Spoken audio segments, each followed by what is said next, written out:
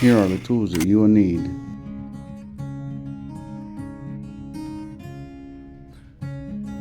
Even when I push the handle all the way back as far as it'll go, it still doesn't turn off the water.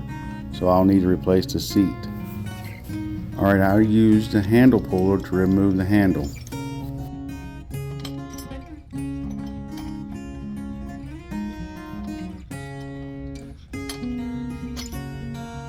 Alright, I'll remove the stem.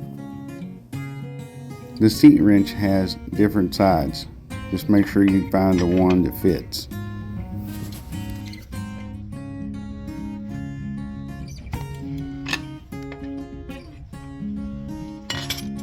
Okay, here's what the seat looks like when you get it out.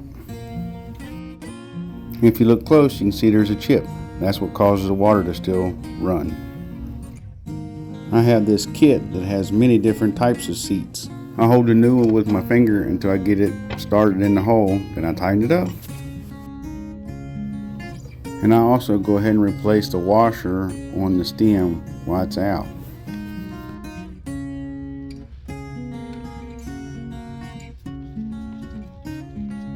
Look at the groove that thing cut in this washer. Put the new washer on, tighten her down.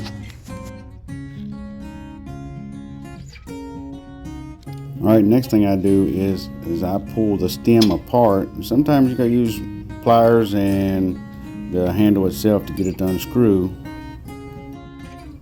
Take it all the way out, clean it up real good, put some grease on it.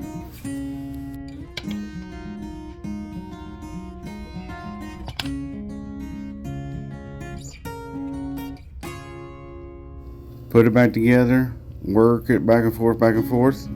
Get that grease in every groove. So after you feel like it's good, put it back together, tighten her down. Always leave it on and turn the water on to see if there's any debris that needs to come out or should come out. Make sure it turns off before you put it all back together. Just save you a step.